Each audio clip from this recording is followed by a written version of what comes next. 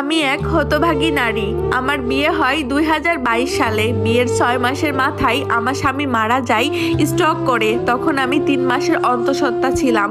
স্বামী যখন মারা যায় আমি খুব ভেঙে পড়ি। শ্বশুর বাড়ির লোক আমাকে খুব একটা পছন্দ করতো না, কারণ আমরা ভালোবেসে বিয়ে করেছিলাম। 1 মাস মতো শ্বশুর বাড়িতে ছিলাম। এরপর একদিন আমার শাশুড়ি বলে দিল, তোকে আর আমাদের বাড়িতে রাখতে পারবো না। আমার ছেলেটারে তো খাইছিস, আর সে কোনো কিছু করেও রেখে যায়নি যে ওইটা দিয়ে তোরে বসাই বসাই খাওয়াবো। আবার তো একটা আসবে দুনিয়াতে, যেখানে মন চাই সেখানে চলে যা। আমি ওই দিন আমার শাশুড়ির পা পর্যন্ত ধরেছিলাম যে আমার এই অনাগত বাচ্চাটাকে অন্তত বাবার পরিচয়টা দিয়ে আপনাদের বাড়িতে ঠাঁই দিন। আমি না হয় কাজের লোকের মতোই থাকবো, কিন্তু আমার শাশুড়ির মন গলেনি। 4 মাসের বাচ্চাকে পেটে নিয়ে শ্বশুর বাড়ি থেকে বের হয়ে আসি। বাপের বাড়ি এসে উঠি, আমার নিজের মা ছিল না, সৎ মায়ের সংসার। কোনো রকম ঠাঁই হলো বাপের বাড়িতে।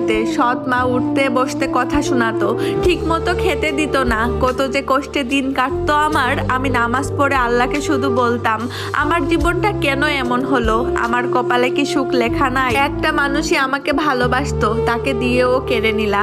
দেখতে দেখতে আমার ডেলিভারির সময় চলে আসে। আমার একটা মেয়ে হয় সিজার করে।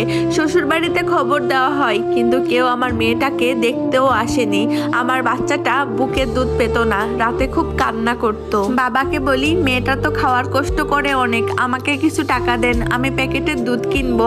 তখন আমার সৎ মা এই কথা শুনে বলে, মেয়ে জন্মের সময় লবণ খাওয়াই মেরে ফেলতে পারিসনি, আমরা কোনো টাকা দিতে পারবো না। একটা মানুষ কিভাবে এমন কথা বলতে পারে? সেও তো একজন মা। আস্তে আস্তে আমার মেয়েটা বড় হতে থাকে।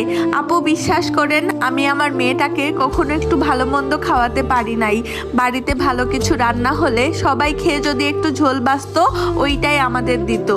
এত কষ্ট করেছি আমি বলে বোঝাতে পারবো না। আমার এই কষ্ট দেখে দূর সম্পর্কের এক খালা বলে, তোর এত কষ্ট, একটা কাজ করতে পারিস, তুই সৌদি চলে যা, আমি সব ব্যবস্থা করে দিব। অনেক টাকা ইনকাম করতে পারবি, তোর মেয়েটাকে ভালোভাবে বড়ও করতে পারবি। তখন খালাকে বলি, আমার মেয়েটাকে কে দেখবে? তখন উনি বলে, আমি দেখব। আমি তারে ভরসা করে রাজি হয়ে যাই। খুব কষ্টে ধার দিনা করে টাকা গুছিয়ে দালালের কাছে দিই। আমাকে বলেছিল মার্কেটের কাজে দিবে। ওখানে পৌঁছানোর পর দেখি গৃহ পরিচালিকার কাজে দিছে। আমি ওদের ভাষা বুঝতাম না, একটা কাজ করতে বললে আরেকটা করতাম। আমাকে ধরে ধরে খুব মারতো, ঠিক মতো খেতে দিত না। কত রাত কত দিন যে পানি খেয়ে কাটাইছি তার কোনো ঠিক নেই।